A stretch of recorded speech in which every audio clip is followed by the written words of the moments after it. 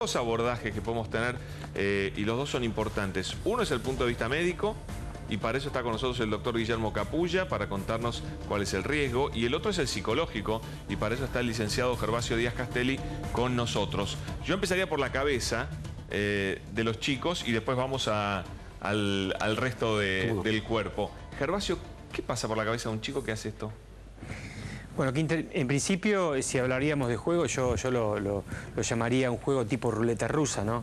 Porque realmente los daños que se pueden producir, que después seguramente vos vas a expresar, son de altísimo riesgo, Bueno, la adolescencia es una etapa en la vida en donde hay una búsqueda permanente de buscar cierta cosa de adrenalina, de cruzar límites, de ponerse en juego, de tomar ciertos riesgos, por sobre todo en relación a los pares, porque me parece que hay un elemento central para evaluar acá.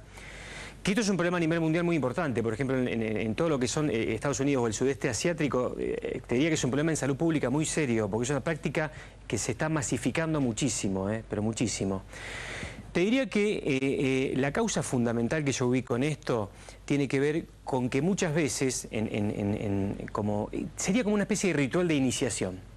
Entre los mismos amigos juegan un poco a hacer una cosa de bancársela. Yo me la banco, voy a ver hasta dónde llego con esto, hasta cuánto aguanto en relación a la cuestión de la asfixia, ya sea en pecho como por ahorcamiento, como para... En general prenden chicos que tienen la autoestima un poquito lastimada, entonces claro, no quieren ser menos que sus amigos, que son los que se la bancan y van al frente con una práctica. Temen quedar fuera del grupo de pertenencia, ¿no? Pasa también con otros juegos y esa es la sensación del menor. Ahora bien, no es el mismo el papel de quien es sometido a la asfixia de quien la practica, y estimo que tampoco es el mismo la personalidad de ese chico. Sí, igualmente, ¿cómo varía? Igualmente es una especie de juego de roles, Vos, si primero recibís esta práctica de manera pasiva, después tenés que practicarla de manera activa, vale decir, tiene como códigos bastante rígidos, como toda práctica sadomasoquista. No nos olvidemos que esta es una práctica históricamente asociada al sadomasoquismo. Si ustedes leen el Marqués de Sade, de ahí viene la palabra sadismo, se puede ver inclusive la cuestión de la asfixia. Vale decir, no es una cosa de ahora. Los chicos están tomando esto, pero es una cosa histórica. Pero en general es con códigos muy cerrados, y si vos primero lo haces de manera activa, después tenés que pasar a recibirlo de manera pasiva. Entonces la clave es fortalecer la autoestima de nuestros hijos.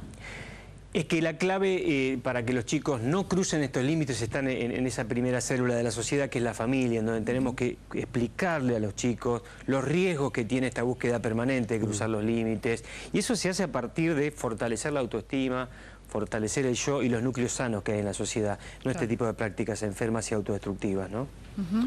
Bien, vamos a hablar de los riesgos ahora que tiene que ver con esta práctica, por eso el doctor Capulla, si nos puedes dar algunas de las consecuencias que pueden sufrir los chicos, los adolescentes que practican el juego de la asfixia. Doctor, buen día. ¿Qué tal? Muy buenos días. Bueno, el Shocking Game tiene varios nombres, tiene más de 20 nombres diferentes, por eso si uno googlea Shocking Game o a veces juegos de la asfixia, quizás aparezcan algunos videos, pero pueden aparecer muchos más videos. La realidad es que el 90% de los chicos que realizan esta práctica están comprendidos entre los 11 y 16 años. El pico promedio es a los 13 años. Hay una estadística del CDC, el Centro de Control de Enfermedades de los Estados Unidos, que refiere que han fallecido en 20 años 82 chicos a raíz de esta causa. Un número realmente impresionante. No es una cosa de ahora, es una cosa que lleva muchos años. Yo le contaba recién fuera de cámara que esto en mi colegio, yo tengo varios años de recibido del colegio secundario, también se hacía. En mi colegio se hacía también, sí. Y he visto delante mío un compañero que se le hizo hiperventilar, o sea, respirar rápidamente muchas veces, se le comprimió el tórax, lo soltaron, cayó. Con una convulsión se rompió sus dientes y lo recuerdo hoy en día muy claramente. Me parece muy valiente la actitud de la señora y es importante que tengamos signos de alarma en esto, ¿no? Saber qué es lo que pasa, porque los chicos a veces hablan de manera encriptada, pero hablan de este tema. Tenemos que tener en cuenta que si vemos a nuestros hijos que salen de la habitación con los ojos enrojecidos o que aparecen al otro día con algunas petequias, que son pequeños derrames capilares en la zona de los párpados, si cambia de humor, está irritable, sale desorientado de su habitación, si cambia su tipo de vestimenta, utilizan a veces camisas de cuello alto o poleras para que no se vean las marcas en el cuello, Todos estos son indicios que nos pueden llevar a pensar que nuestro hijo está haciendo algo diferente. Entramos a su cuarto y encontramos quizás bufandas, encontramos bandas elásticas, encontramos correas, inclusive hay padres que han encontrado correas de perros. Hay que estar muy atento con estas cosas. Porque no solamente se refiere a la utilización de las manos, sino que también se utilizan elementos, claro, cuerdas, sogas, sábanas. Es muy buena tu apreciación, porque hay muchas formas de provocar esto. El resultado final es que baja el oxígeno en el cerebro. Al bajar el oxígeno en el cerebro, la persona se desvanece. Puede ser de un simple desmayo, llegar a convulsión, coma y muerte en el peor de los casos. Hay que diferenciarlo en este tema, lo que vos decías, que es muy claro, el tema de la hipoxifilia, que es diferente a lo que pasa en los adolescentes. En los adolescentes se da este juego, el juego que entre comillas, ¿no? El juego de la asfixia. A partir de la edad adulta comienza la hipoxifilia, que es la asfixia con un fin diferente, con la asfixia de un placer sexual. Es una parafilia. Parafilia viene del griego, para, desviado, filia, amor. Donde el placer se encuentra en el momento del orgasmo cuando la pareja está a punto de ahogarse, hay una liberación de una sustancia que se llama dopamina, un neurotransmisor, que activa un mecanismo de recompensa y eso les da placer. Muchas personas han muerto por esta causa. Hay un tema estadístico. Pero porque están solos, muchas veces. A veces están solos. Y se cuelgan. Exactamente. Y un tema importante, que lo que vos decís con los chicos. Muchos chicos los determinan que han muerto por suicidio y en realidad no se suicidaron. Tuvieron una práctica de este tipo y por eso han fallecido. Qué bárbaro. Ahora, ¿sabes qué? No, sí, Claudio. No, para Gervasio yo digo, ¿qué consecuencias psicológicas para ese adolescente? Porque me hago esta imagen, ¿no? Estar apretando el cuello de un compañero, de un amigo, verlo que en definitiva hay cierto como sufrimiento.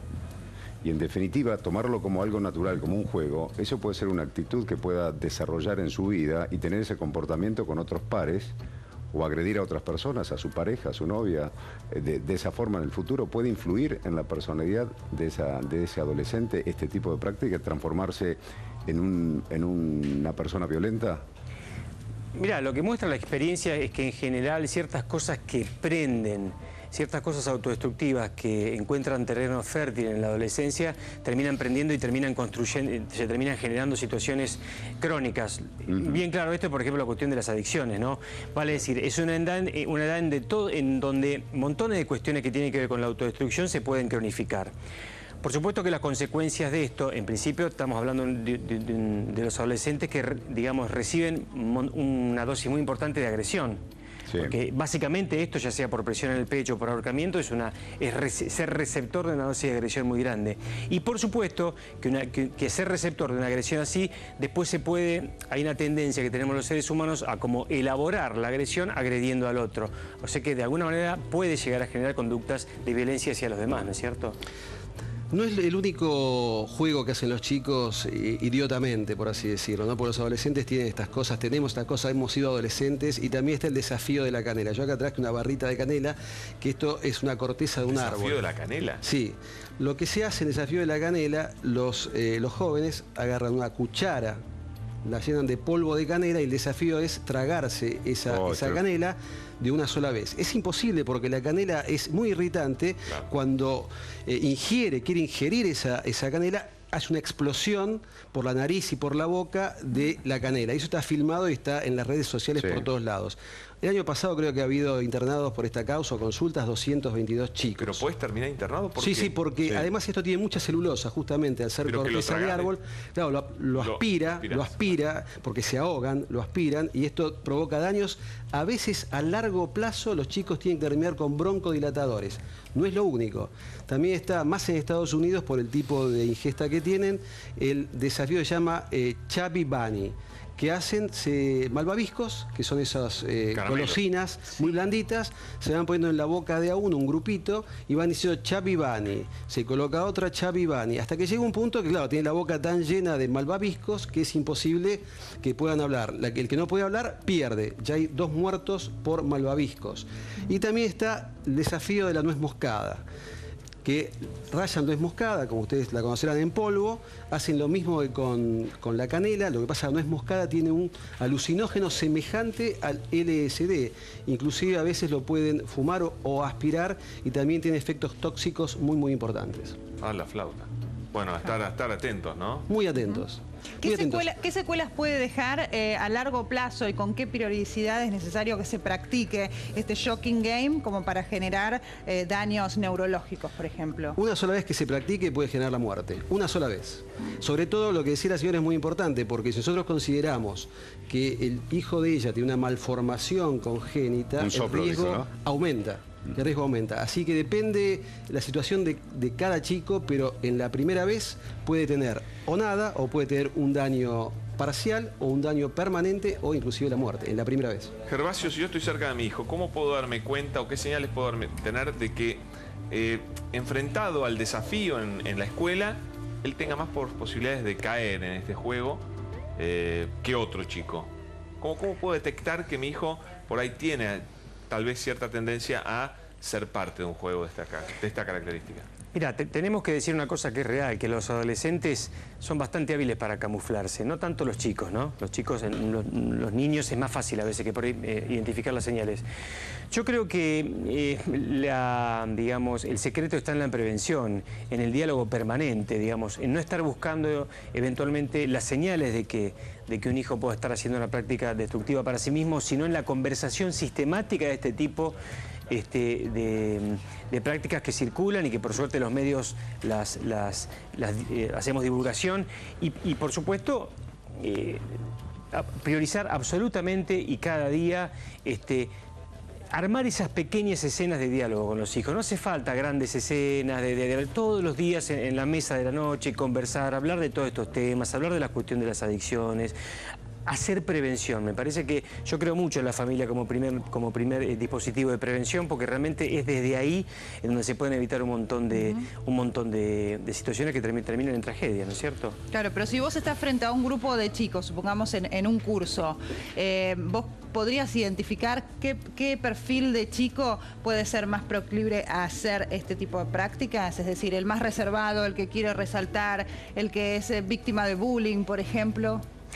Mira, es difícil la pregunta que me haces, porque esto necesita de una sintonía un poquitito más fina para identificar, ¿no es cierto?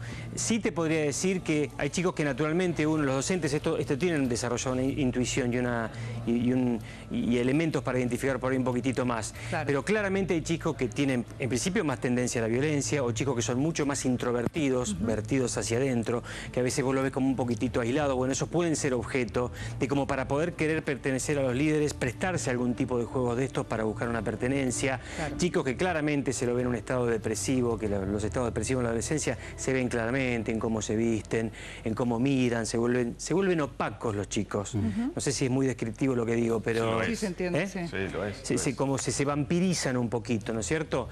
Pero es el caso por caso, por eso es tan importante también la institución escolar. Claro. No solamente la familia, que los docentes tengan una buena formación para poder identificar y ser agentes de prevención, agentes de salud frente a estas situaciones, ¿no? Muy bien. Y en el caso de que un chico tenga esta práctica y empiece a sentirse mal, doctor, por último, para que estén alertas. Bueno, obviamente si los compañeros que están haciendo esta práctica y la persona acá y no se recupera lo más rápidamente posible, llamar al 107 inmediatamente, porque podemos de alguna manera, suministrándole oxígeno, poder mejorar su oxigenación de la sangre y de algún modo activar su cerebro, que vuelva a recuperar su función normal. A los dos, muchísimas gracias. Gracias a ustedes por invitarnos, muy amables. Que sirva esto para los papás, ¿no? Sí, hay que estar atentos. Cerca de los hijos. Así es.